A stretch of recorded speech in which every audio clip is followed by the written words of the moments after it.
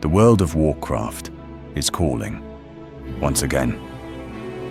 Step into the story, follow our hosts, and let every sentence guide you deeper into Azeroth as you gain a little more power in English.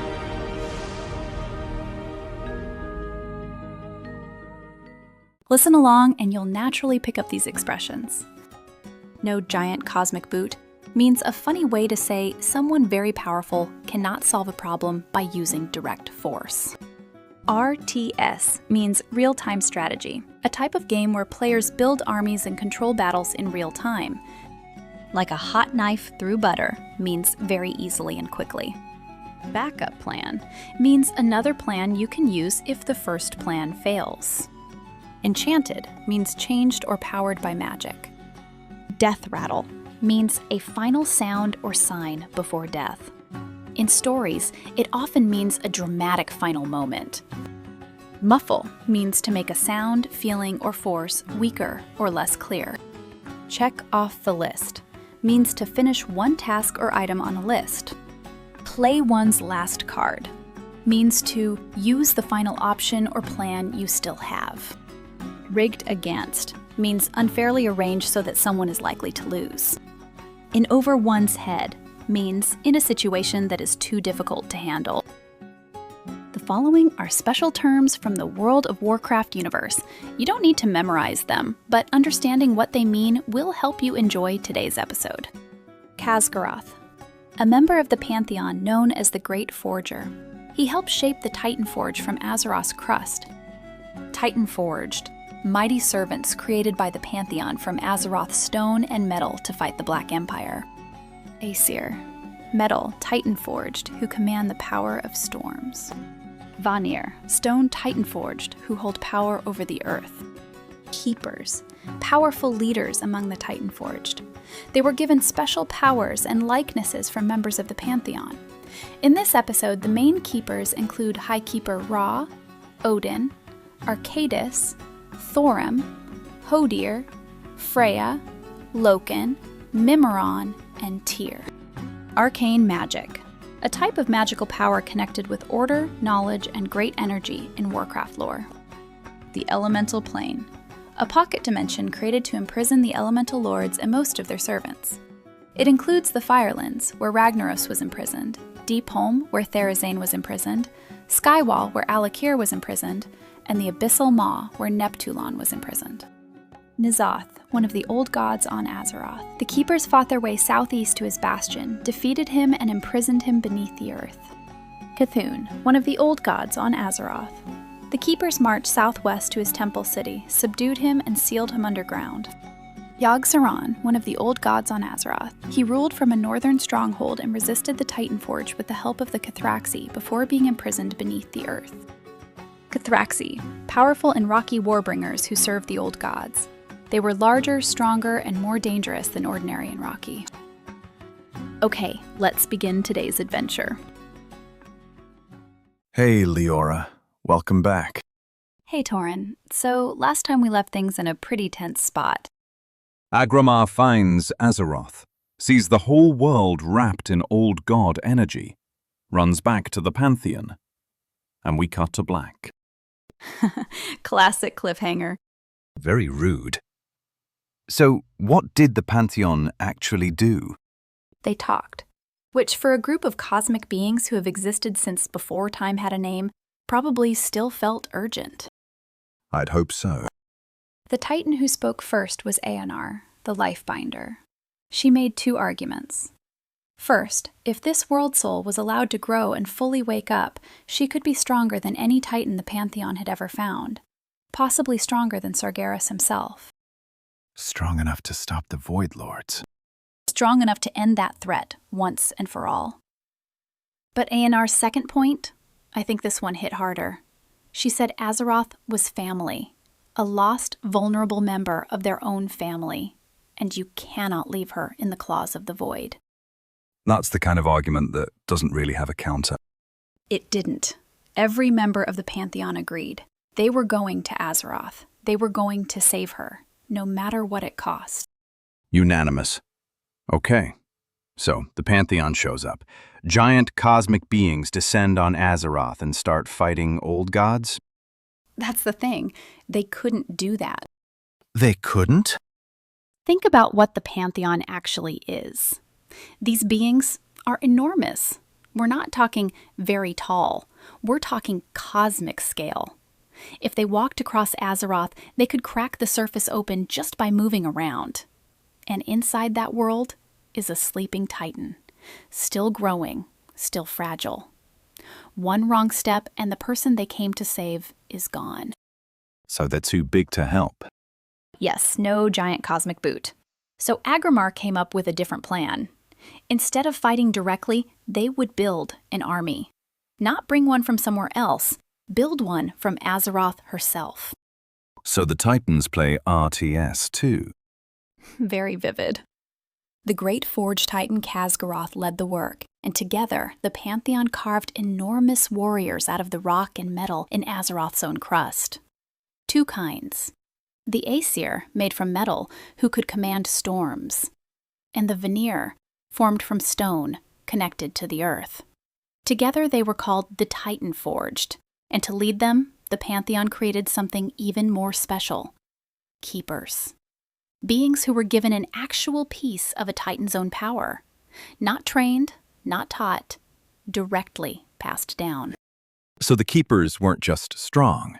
They were like extensions of the Pantheon themselves. Exactly. Aman'Thul, the highest of the Pantheon, gave power to Ra and Odin. Aenar gave Freya command over all living things. Golganeth gave Thorim and Hodir mastery over storms. Norganon, the master of knowledge and magic, passed his gifts to Loken and Mimiron, and Agrimar gave his strength and courage to Keeper Tyr. These names sound really familiar. To players they should. Odin in the halls of valor. Tyr, his name echoes through Azeroth's history for thousands of years. Loken, Mimiron, Freya, you've probably fought most of these guys at some point. But non-players don't need to worry. As our story unfolds, these names will come alive.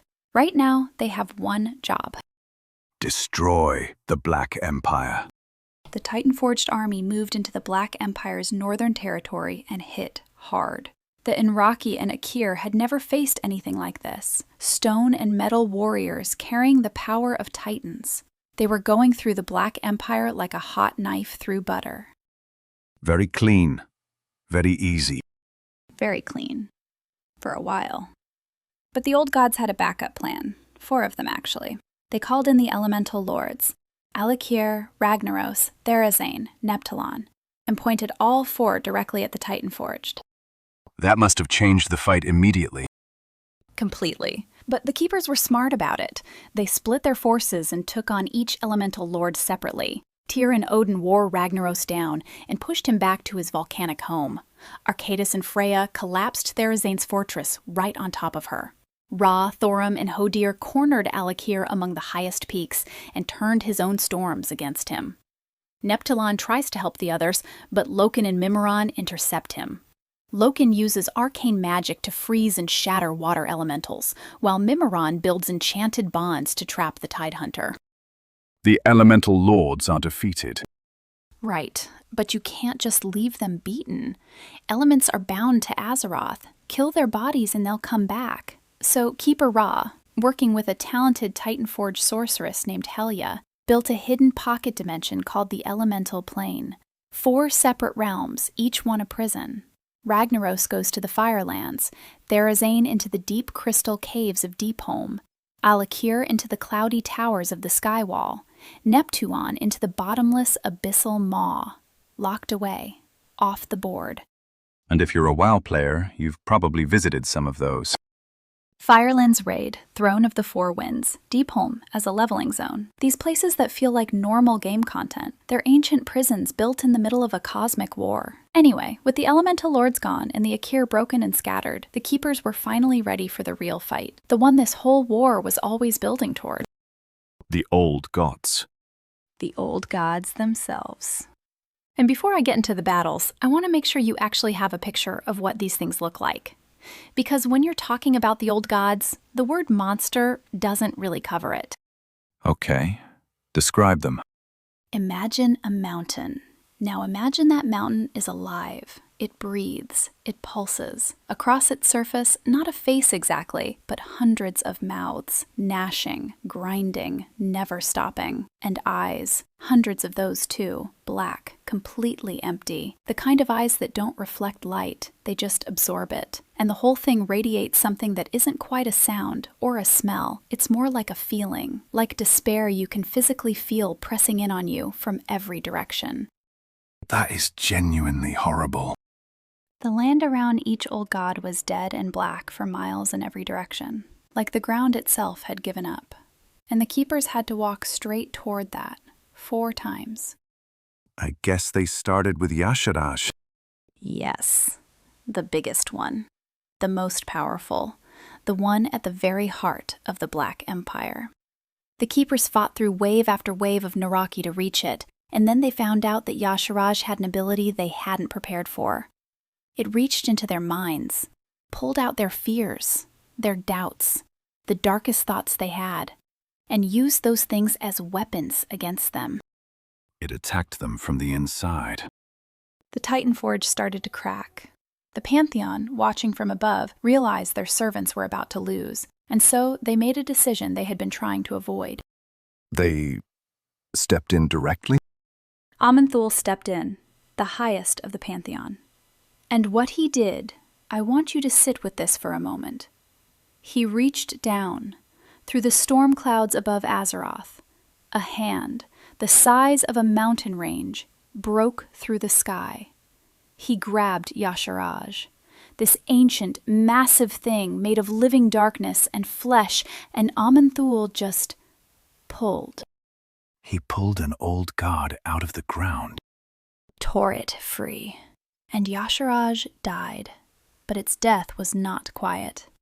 The sound of it shattered mountaintops across the entire region. The force of the death rattle killed hundreds of Titanforged where they stood, just gone in an instant.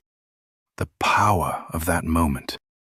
And then came the part no one expected. When Aman'Thul pulled Yasharaj out of the ground, he found out, far too late, how deep its roots had gone. Pulling the old god free left a massive open wound in Azeroth's surface, and from that wound, energy poured out. What kind of energy? The world's own life force. The blood of the sleeping Titan, bleeding from a wound that wasn't there before. The Pantheon had accidentally hurt the one they came to protect. You pull out one problem and tear open a new one.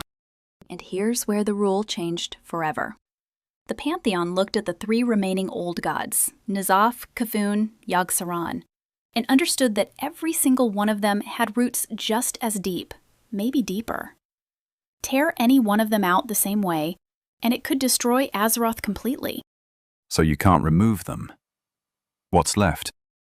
Lock them in place, right where they are. Build a prison around each one, underground. Weaken the old god, have Arcadus carve a chamber deep below to hold it, have Mimiron build machines to pin it down, and have Loken seal the whole thing with a powerful enough enchantment to muffle its evil. Forever. Theoretically. A maximum security prison built around a living old god, underground, permanently. That was the plan. They moved on N'Zoth first. Here's the thing about N'Zoth. Out of all the old gods, it's the most patient, the most calculating. Yasharaj was raw power. N'Zoth is cold, slow, and thinks in thousands of years. It doesn't rush. It doesn't need to. The keepers overwhelmed it, sealed it underground, and moved on. C'Thun next? C'Thun. If you've ever done the Temple of Ahn'Qiraj raid, you know this one immediately.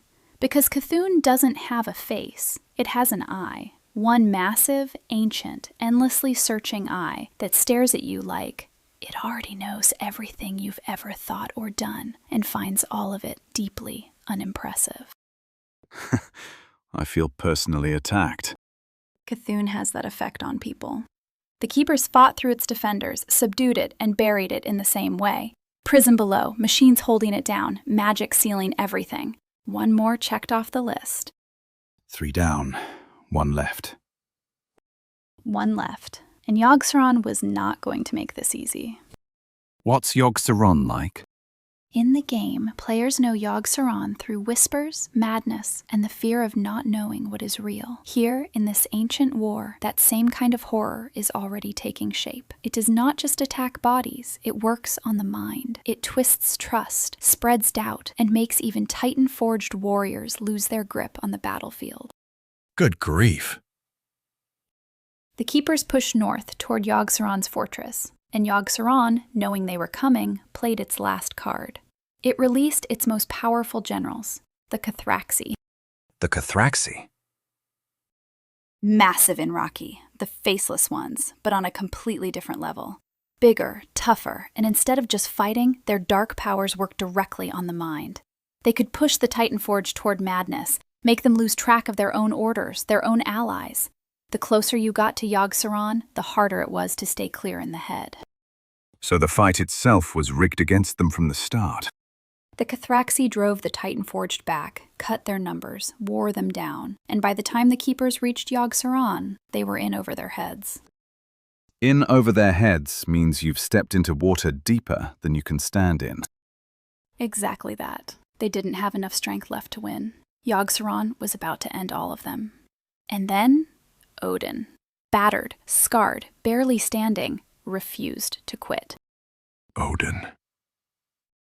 He turned to Loken and told him to cast the largest illusion spell he could manage.